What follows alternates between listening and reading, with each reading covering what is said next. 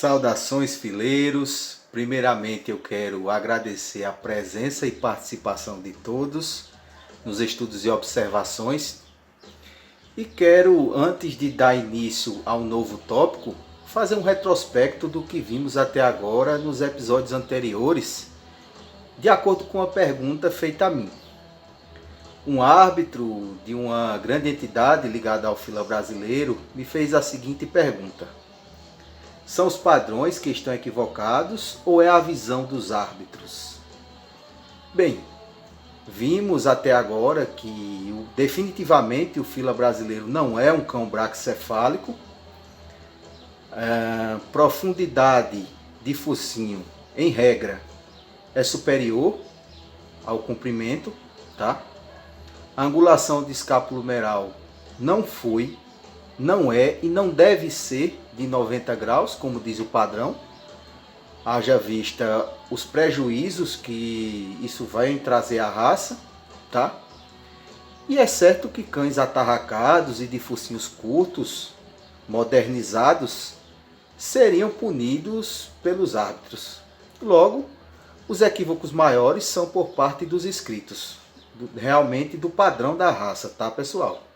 Nosso objetivo foi apontar quais os pontos equivocados no padrão e propor uma revisão desses parâmetros.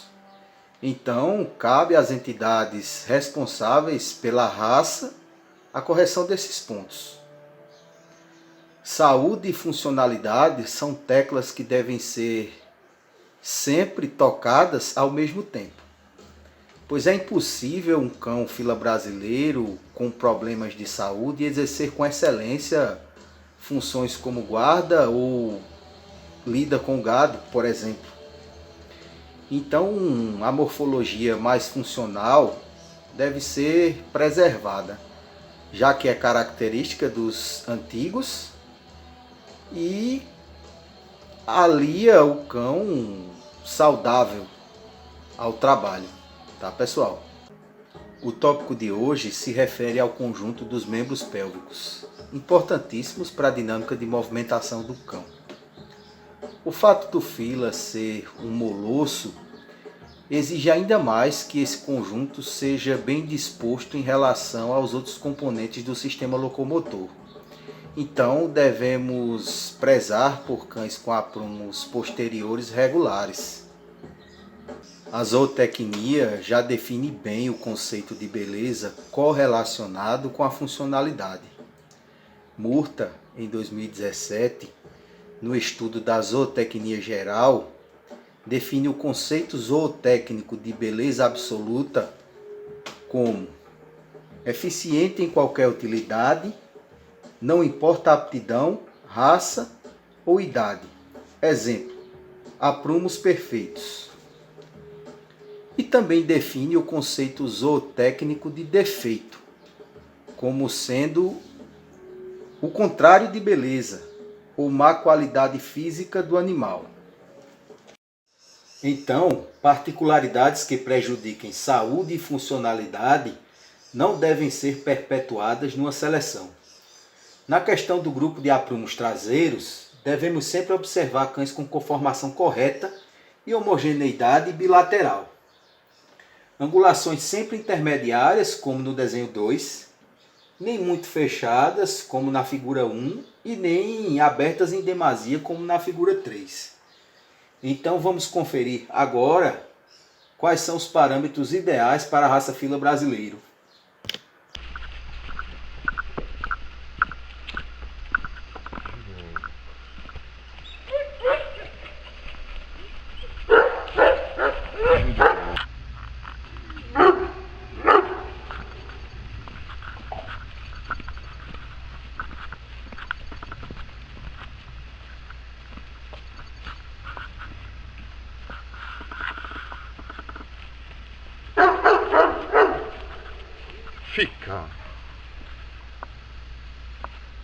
Olá pessoal, grato a você que está acompanhando aqui mais um Fila Brasileiro, estudos e observações com a gente. Hoje eu estou aqui novamente com a Ganju e hoje nós vamos falar um pouco sobre o trem traseiro do Fila Brasileiro. tá? Esse conjunto, chamado de conjunto posterior do filo. Para quem está acompanhando a nossa série, no capítulo anterior nós falamos dos anteriores, ou do conjunto dianteiro, e agora a gente vai dar sequência falando do conjunto traseiro. Ok. Assim como no conjunto dianteiro, algo importante a ser observado para a seleção de um cão funcional e saudável são os aprumos do trem traseiro. O cão deve pisar com os dedinhos ali das patas traseiras apontando corretamente para frente. Eles não devem estar apontando para fora nem para dentro, tá? Sobre o risco aí de eles trazerem consequências para o resto do conjunto e tirar a simetria, o paralelismo das pernas do animal. Simetria e paralelismo são o segundo item que você deve aí estar observando no trem traseiro de um fila brasileiro. É um molosso de grande porte, com peso em torno dos 50 quilos. Então assim, as pernas traseiras dele, para que exerçam o seu papel de força propulsora do cão, devem ser pernas muito retas, pernas paralelas, tá?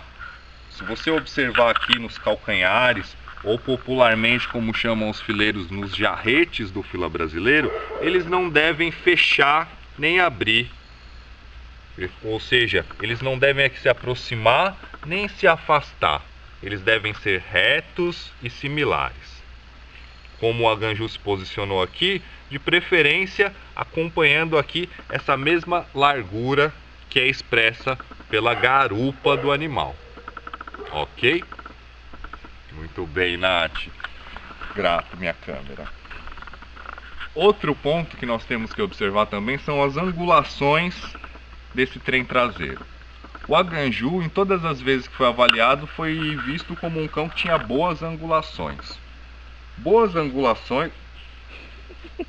Ele faz isso de propósito. Bom, para falar das angulações do fila brasileiro aqui na traseira, fica, Aganju. Eu vou recorrer novamente ao goniômetro.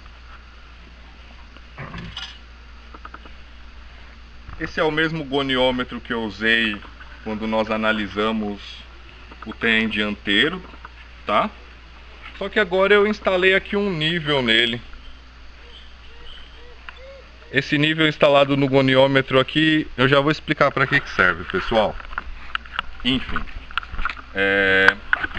fica, Ganju. O nível está aqui porque se você for tentar estudar a traseira, a anatomia da traseira do fila brasileiro, algumas diretrizes são dadas partindo do que seria uma linha horizontal imaginária. Essas diretrizes a gente vai comentar delas um pouco agora, e para a gente estar fazendo essa medição, essa linha horizontal imaginária está representada aqui pelo nível. O nível que a gente inseriu aqui no nosso goniômetro, tá? Eu vou nos pontos que eu acho mais críticos, porque a literatura existente, os padrões escritos condizem algo que é meio que... É meio não, né? Que é a realidade dos cães. A Ganju, fica, filho. Por favor. Preciso de você quietinho. Fica. Tá querendo olhar a mamãe, né? Ficou. Mais um passeio. Pessoal, tenha um pouquinho de paciência, tá? Fica.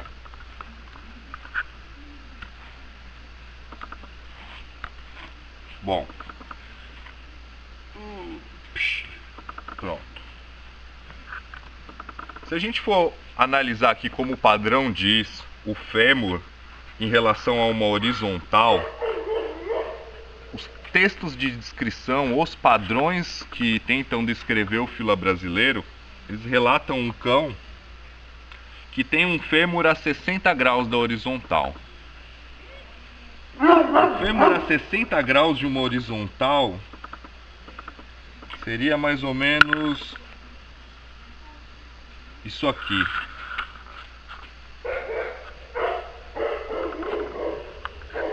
Isso aqui. Já tá no nível aqui, tá? Tô aqui olhando e prestando atenção no nível. Fica, Ganju.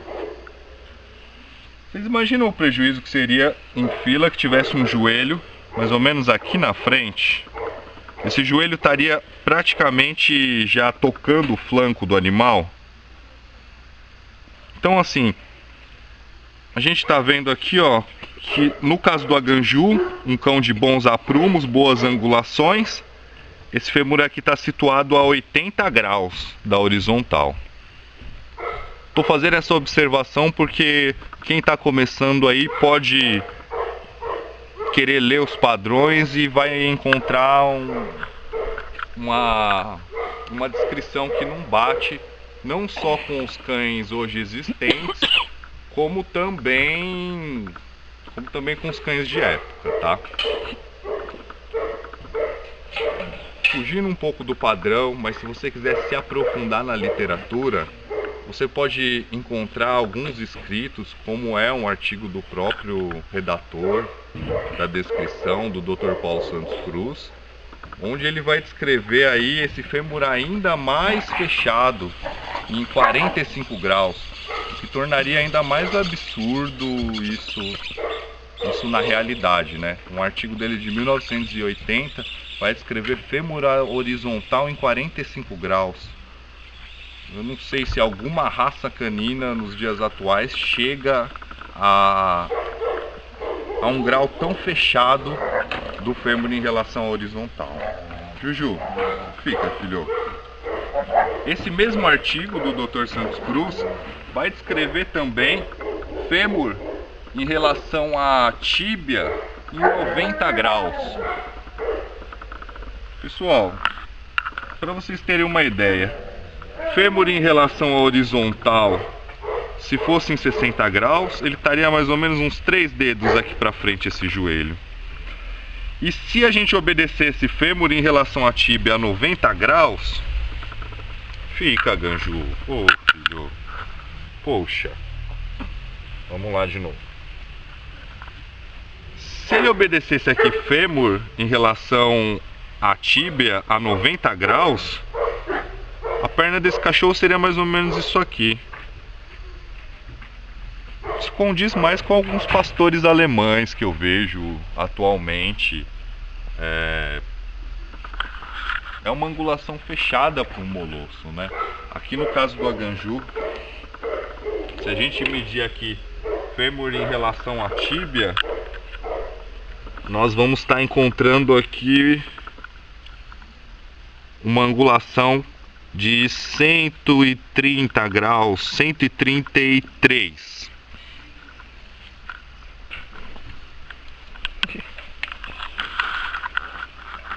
Para encerrar as medições,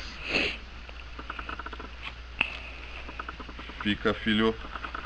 Essa medição não existe em nenhuma literatura sobre o fila brasileiro, mas a gente vai terminar de medir aqui a perna.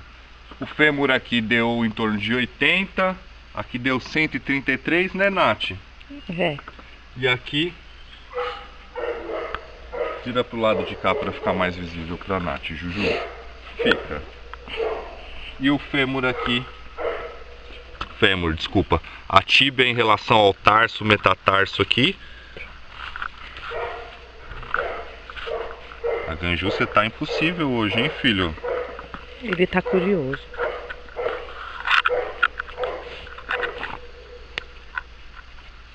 Tá apontando em torno de 140.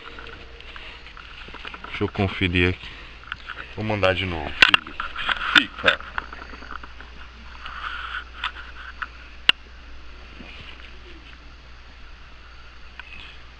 Em torno de 140, pessoal. Tá bom?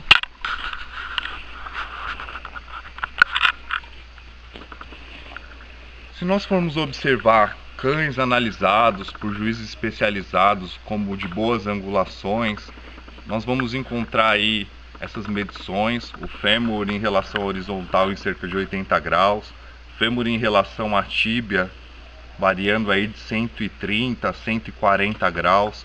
E se nós formos ver ali a tíbia em relação aos tarsos, metatarsos, é o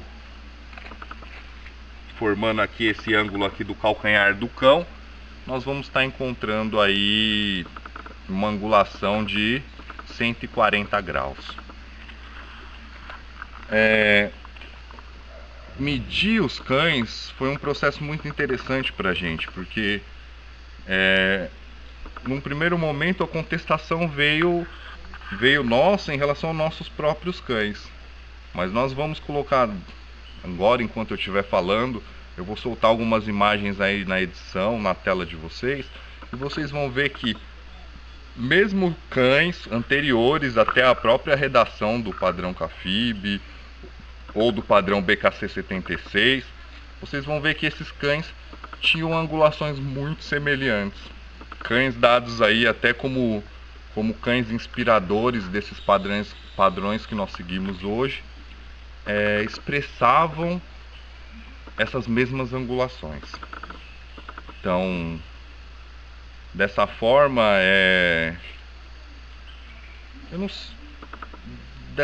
assim, eu não tenho muito mais o que dizer para as pessoas que estão selecionando, a não ser que vocês evitem esses padrões muito fechados.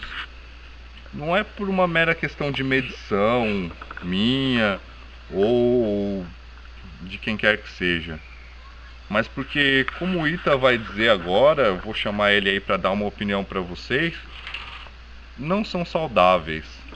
Cães pesados, como são o fila brasileiro, e pesados porque são cães grandes, cães em torno aí de 50 quilos, eles não vão ter uma saúde, eles não vão apresentar rusticidade mediante angulações muito fechadas, como nós vimos no programa anterior relativo ao trem dianteiro, e como nós vamos ver agora, estamos vendo agora em relação ao trem traseiro, certo? Ita, fala um pouco pra gente dessa angulação aqui, Ita, fêmur e tíbia, que foi dada lá no artigo do Santos Cruz de 1980 como uma angulação boa a 90 graus. Isso existe, Ita? Conta pra gente. Olá pessoal, me chamo Itacir Batistella Filho, médico veterinário.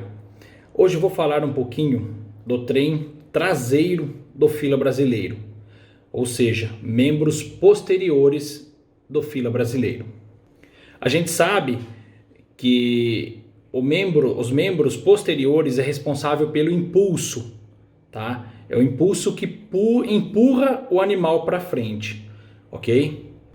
Bom, e conversando com meu amigo Henrique Teramoto, ele mostrou para mim um artigo feito pelo Paulo Santos Cruz, de 1978, onde fala que a angulação fêmur e tíbia tem que ser de 90 graus. Bom, sabemos que poucos animais, tá, hoje em dia, têm uma angulação assim. Tá? É muito difícil uma angulação em 90 graus de fêmur e tíbia. Pelas medidas do Henrique, dificilmente um cão chega nessas medidas, sendo um pouquinho mais, né? Realmente aí é umas medidas acima de 90 graus. Os cães aí que ele mediu, que são referências hoje na raça aí. Bom, pessoal, é isso aí. A gente está chegando ao final de mais este capítulo de Fila Brasileiro, Estudos e Observações. O recado que eu tenho para vocês é: selecionem com carinho, com cuidado, escolham cães que tenham patas traseiras de bons aprumos, com uma boa simetria e retidão. E sobre as angulações, elas sempre foram moderadas dentro da raça. Desde os primeiros exemplares registrados no período da oficialização até os dias atuais, acredito que poucos filas apresentem angulações, se é que existem, apresentem angulações ali como são descritas no padrão ou no texto do Paulo Santos Cruz de 1980. Mas é isso, foi o último capítulo dessa temporada de morfologia. Espero que vocês tenham gostado. Nós fizemos aí, eu quero agradecer aí o Thiago, o Ita. Acredito que nós fizemos tudo o que fizemos com boa vontade, com boa intenção, no sentido de estar dando diretrizes aí mais concretas para você que quer selecionar um fila funcional, um animal saudável. E é isso aí. Eu vou esperar vocês aí na próxima temporada, que a gente não sabe muito bem quando que vai começar, mas é isso, o recado no final é esse aí: o fila brasileiro é nosso, o fila brasileiro é vosso, é de todo mundo que trabalha e cuida dele com carinho, tá bom?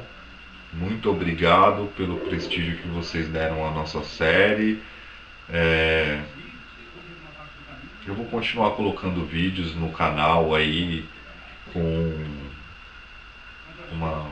sempre que eu puder. E valeu.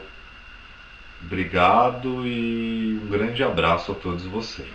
Tchau, tchau.